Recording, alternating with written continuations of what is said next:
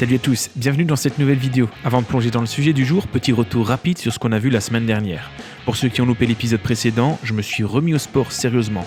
Objectif, reprendre les bases. J'ai bossé sur l'endurance, fait gaffe à mon alimentation, et oui, même moi j'ai mis le frein sur les excès. Et réussi à respecter un programme qui commence à donner des résultats. Bref, des petites victoires, mais c'était que le début. Aujourd'hui, on passe à la vitesse supérieure, littéralement. Je vais augmenter l'allure, voir si je tiens le coup et soyons honnêtes, il y a de grandes chances que je finisse avec la gueule de travers alors que l'année n'a pas encore commencé. Mais c'est le jeu, on est là pour progresser. Alors accroche-toi parce que cette séance promet d'être épique. C'est parti. Bonjour, bienvenue dans cet épisode 2 de Vlog d'hiver.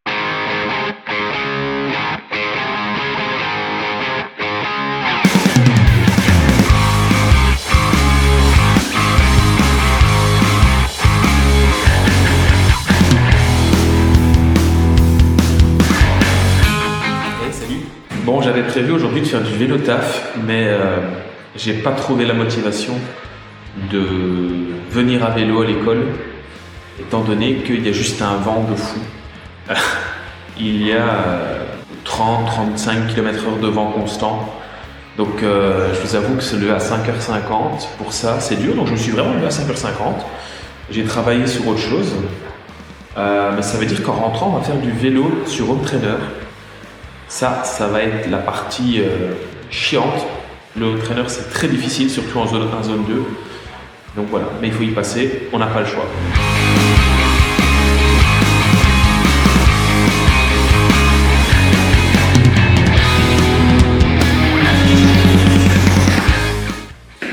Hey, salut. Bon, je viens d'arriver à l'école. Aujourd'hui, grosse journée, étant donné que j'enchaîne cours du jour, plus cours du soir après. Donc comme la semaine dernière, comme dans le vlog de la semaine dernière, hier j'ai fait 2 heures de home trainer, soit 75 km. Donc le petit rituel du matin en attendant les élèves, c'est le petit café avec à l'intérieur de l'huile MCT Keto. Alors moi je la prends sous forme de poudre de chez Purazana, mais il y en a plein. Donc c'est de l'huile de coco et ça a plein de spécificités importantes pour les cyclistes. Bon, déjà, les huiles MCT, c'est une source d'énergie importante et il faut savoir que je prends ça parce qu'en fait, je jeûne. Et donc, c'est avantageux pour moi de prendre cette huile parce que ça me permet d'avoir une source d'énergie directement utilisable qui n'est pas des glucides. Alors, l'huile MCT, il y a certaines recherches qui disent que ça permet de réduire l'acide lactique dans les muscles quand vous la prenez. Mais il faut pas juste le prendre une fois. Il faut habituer son corps à la prendre. Donc moi, j'en prends tous les jours. Moi, ce qui m'intéresse surtout, c'est que ça permet d'avoir une perte de poids plus efficace avec des changements de variation, sans changement de variation, du taux de glycémie. Vous vous souvenez, j'avais testé un patch de glycémie de chez Ultrahuman et donc, effectivement, j'avais pu le vérifier moi-même, moins de différenciation de la glycémie avec l'huile MCT. Ça permet d'être plus concentré, cognitivement, c'est bien pour la tête et ça soutient le système immunitaire, donc tout ce qui est bien pour cet hiver. Voilà pourquoi je prends de l'huile MCT tous les matins dans mon café. Je prends environ une cuillère à café ici le matin avant 8h et puis quand je refais un café vers 11h, je remets une cuillère à café. Donc c'est 2 cuillères à café. Ne commencez pas directement par 2 cuillères à café parce que vous risquez d'avoir des problèmes. Il faut commencer doucement. Pourquoi pas une demi-cuillère à café et puis si ça va, une. Et puis si ça va, vous pouvez en prendre plus. Mais moi je vous conseille, il y en a qui le font, mais moi je vous conseille de jamais prendre 2 cuillères à café en même temps. Laissez quelques heures entre les 2 prises parce que autrement vous allez avoir des problèmes gastriques. Donc c'est pas l'objectif. Moi heureusement, j'ai jamais eu de soucis, mais je sais que ça peut arriver, donc je préfère prévenir. Bon allez, dans 10 bonnes minutes, je vais commencer à donner cours. Ce matin, je donne cours sur la colonisation du Congo par la Belgique. Voilà, donc ça c'est ma première heure de cours. Après il y en aura plein d'autres parce qu'aujourd'hui j'ai beaucoup de classes. Pas de vélo ce mardi. Par contre hier, comme je vous ai dit, 75 km, 2 heures de home trainer parce que dehors il fait tellement dégueulasse en ce moment que c'est pénible. Heureusement ils annoncent un temps froid mais sec pour le reste de la semaine et donc ça va me permettre d'aller rouler dehors. Yo, bon, l'objectif aujourd'hui, je viens de terminer ma journée de travail en cours du jour. Il est 15h25, mon objectif c'est de rentrer à la maison bah normalement, hein, je peux pas aller plus vite que les limitations de vitesse. Donc j'ai environ 45 minutes de route. Et l'idéal, ce serait de pouvoir rouler un petit peu, ne fût-ce que 45 minutes, pour se délier. Excusez-moi, il y a la radio qui s'allumait. Pour se délier les jambes. Et donc, ouais, j'ai environ 40 minutes de route. Et en fait, il va me le dire tout de suite, le GPS. Donc, je vais arriver à la maison là vers 16h05. L'idéal, ce serait que vers 16h15, je sois sur le vélo, que je roule jusque 17h. Ça fait 45 minutes que je prenne ma douche et puis que je reprenne la route pour aller au cours du soir, qui commence à 18h. Donc, ça va être chaud, mais il y a un monde où ça passe et comme ça, je peux me délier un peu les jambes parce que hier, j'ai quand même fait 2 heures de home trainer. Et donc, aujourd'hui, j'ai besoin de un petit peu rouloter pour être un peu plus frais demain à réenchaîner avec de l'endurance, soit encore une fois sur home trainer, soit en extérieur.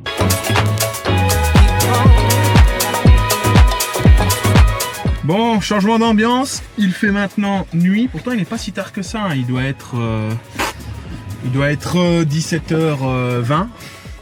Mais c'est l'hiver, on est dans les jours les plus courts de l'année, hein, forcément. Bon, je vais pas faire mon prof de géo sur le coup. Mais donc, j'ai eu le temps de faire 30 minutes, pas 45 malheureusement. Je suis douché. Et donc, me voilà en route pour aller donner les cours du soir. Et donc, aujourd'hui, je donne des cours de géographie en lecture du paysage urbain. Donc, c'est l'histoire des créations des villes européennes et ailleurs dans le monde. Enfin voilà, je vais pas vous faire tout le cours ici, mais c'est bien fun. Et donc aujourd'hui, je vais travailler principalement sur l'histoire de nos villes européennes du Moyen-Âge à aujourd'hui. Donc voilà, quels sont les éléments du paysage qu'on retrouve aujourd'hui dans nos villes et qui sont des vestiges du Moyen-Âge. Donc voilà, comme ça vous savez tout. Donc je me mets en route parce que je suis à la bourre. Et donc au niveau stat de l'entraînement, comme ça vous savez, 20 km, 30 minutes, un peu plus de 30 minutes sur Zwift et on est parti. Let's go! Et salut tout le monde, bon c'est Alex. Ce matin j'ai débarrassé ma pièce de sport. La semaine dernière vous avez vu c'était le carnage. Forcément, quand c'est le carnage dans ta vie, c'est souvent le carnage partout dans ta vie. Donc ma pièce qui sert à faire du sport, c'était un peu la zone tampon de ma vie. C'est là où je stockais tout. Là j'ai eu un peu de temps de faire du rangement parce que forcément ça va beaucoup mieux. Et donc voilà, il faut encore améliorer évidemment. C'est une maison qu'on a rachetée, il y a pas mal de travaux à faire. Donc typiquement ici les anciens propriétaires, déjà ils aimaient bien les couleurs bien flash, hein, bien pétantes. Donc ils avaient mis un vert kaki dégueulasse. Et eux dans leur vert kaki dégueulasse, ils avaient mis des meubles. Ici, c'était une chambre. Et donc, ils avaient peint autour des meubles. Donc, il faudra repeindre. Mais bon, c'est pas une urgence absolue. Hein. Moi, je viens ici pour transpirer. Donc, c'est pas très beau, mais ça attendra. Et autrement, pour le reste, voilà, j'ai réorganisé. Alors, regardez ici, on a un beau panneau des souvenirs cyclistes. Alors, j'ai pas tout mis. Il y en a encore qui sont ailleurs. Mais voilà, grosso modo, qu'est-ce qu'on y retrouve dans ces éléments-là? De cette année quand même, l'étape Nice-Col de la Couilleule du 7 juillet 2024, un très très très bon souvenir. Cette année aussi, on a le Ultra Raid. J'avais fait une course de gravel, souvenez-vous, c'est la course de gravel où cette année, j'ai malheureusement fait 4e après avoir mené pendant un bon bout de temps, j'étais vraiment bien. Mais bon voilà. Paris-Roubaix Challenge 2024, le 145 km. J'ai aussi la version 2023, mais elle est pas ici. Le La Gillette Trophy, bon, j'ai mis le dossard, mais parce qu'il est beau, mais je l'ai pas fini parce que malheureusement, j'ai crevé, j'ai abîmé le vélo, donc j'ai pas pu aller au bout. On a quoi d'autre? Ah oui, ici. Cette année, les 24 heures vélo Skoda, avec toute la team, hein, c'était incroyable. Je crois. Ah oui, sinon, j'oublie encore des choses. Le championnat d'Europe de gravel, le championnat de Belgique de gravel. Enfin, vraiment des bons souvenirs. Et puis, ce que vous voyez d'autres, c'est quelques dossards que j'ai mis ici. J'en rajouterai peut-être, qui sont des souvenirs de quand j'étais cadet, junior ou élite et que j'ai fait des courses soit nationales, soit internationales. Donc typiquement les coupes de Belgique, les dossards qui sont ici, il me semble que c'est des plaques de 4 qui sont de courses internationales françaises où j'avais couru contre Pavel Sivakov, Gaudu, etc. Donc voilà, ça en fait l'objectif c'est que ça me rappelle pourquoi je souffre. Voilà, quand je vais me mettre ici et que je vais souffrir, que ce soit sur le vélo, sur le tapis de course ou avec les poids, la musculation, le renforcement musculaire, c'est pourquoi tu souffres pour revivre toutes ces expériences qui sont là. Je pense que c'est important à souligner. Alors, évidemment, il y a plein d'améliorations dans cette pièce, mais je vais quand même vous montrer. J'ai un tapis de course que j'utilise pas très souvent, mais qui est là parce que quand je vais courir, je vais dehors. J'ai un Swiss Ball, comment on appelle ça ? un step, un meuble de salle de bain qu'il faut que je monte. J'ai ici tout l'attirail qui sert à faire du vélo et c'est ici que je stream. Hein. Donc j'ai, comme vous le voyez, le Exodry Bike par Saru. Incroyable, hein. Ceux qui me l'ont envoyé, je vous l'ai déjà présenté, mais c'est une dinguerie, un ventilateur intégré, t'appuies sur le bouton, c'est facile. C'est là que je mets mon PC, c'est ici que je stream, hein. Donc voilà, avec l'éclairage. Sur le vélo, Wahoo Kicker, depuis très longtemps, avec le Yadigo Route qui est dessus pour le moment, mais quand on va retourner dehors, on rechangera. Yo, bon, on est parti pour se faire un petit entraînement personnalisé aujourd'hui. C'est les premiers entraînements intensifs de l'année, et donc on est parti pour se faire de la PMA. Oui, vous avez bien entendu. On est parti pour 1 heure d'entraînement, c'est une première partie PMA. Donc ce que je suis en train de faire en fait, c'est que je m'entraîne avec l'App Thrive pour le moment que je suis en train de tester. Et cette App Thrive, il y a un entraînement à faire aujourd'hui. Donc on a 10 minutes d'échauffement. Alors ces 10 minutes d'échauffement, je dois arriver à la puissance de 100.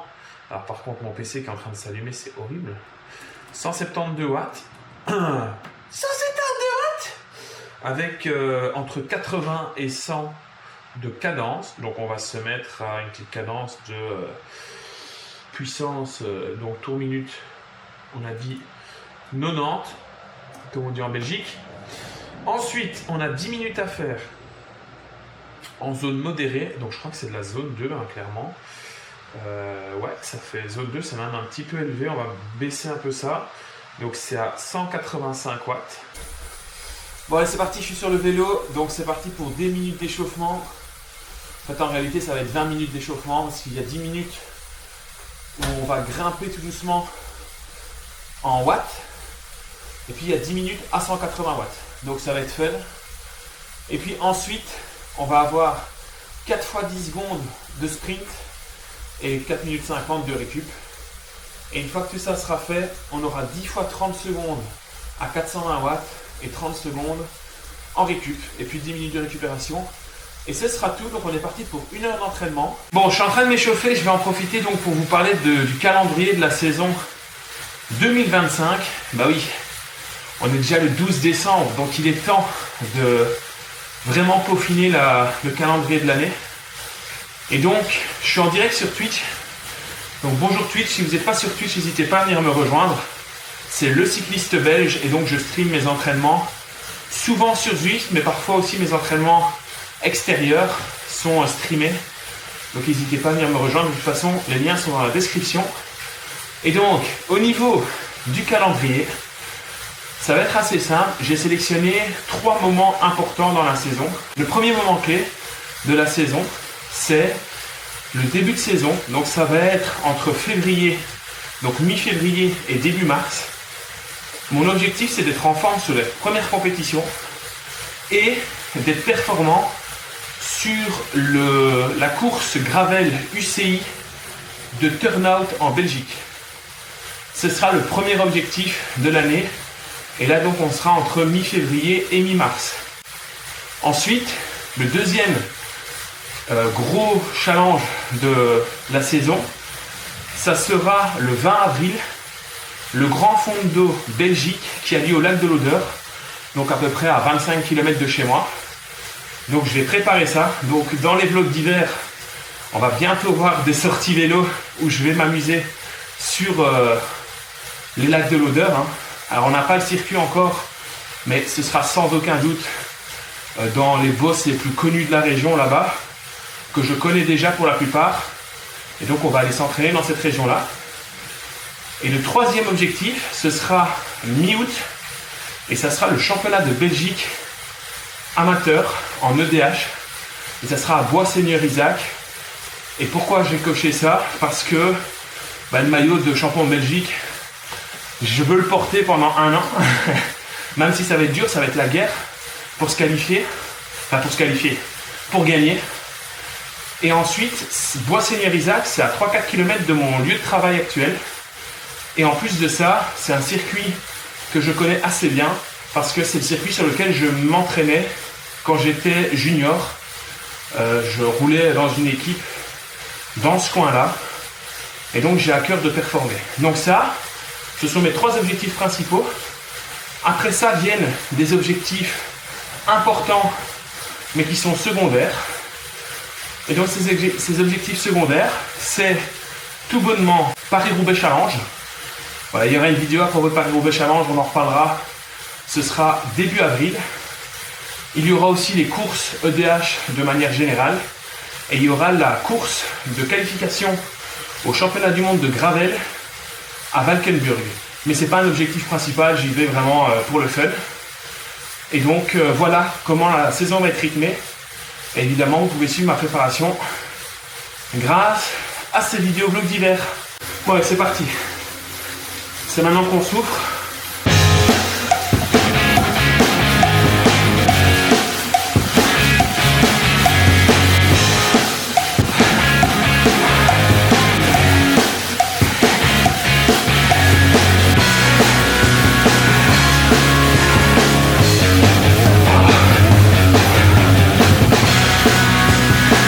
Voilà, fin de cette séance intense. Cette semaine, je me suis vraiment mis à bloc sans réserve. Chaque effort, chaque goutte de sueur compte. Et je sais que les résultats finiront par apparaître. Vous connaissez tous mes objectifs pour 2025 et chaque instant comme celui-ci me rapproche de plus en plus de cette ligne d'arrivée. La semaine prochaine, cap sur des séances encore plus dures, avant un peu de repos bien mérité. On continue sur cette lancée, un pas à la fois, jusqu'à atteindre nos rêves. Merci de m'avoir suivi aujourd'hui et à très vite pour la suite de l'aventure. Prenez soin de vous et surtout, restez motivés.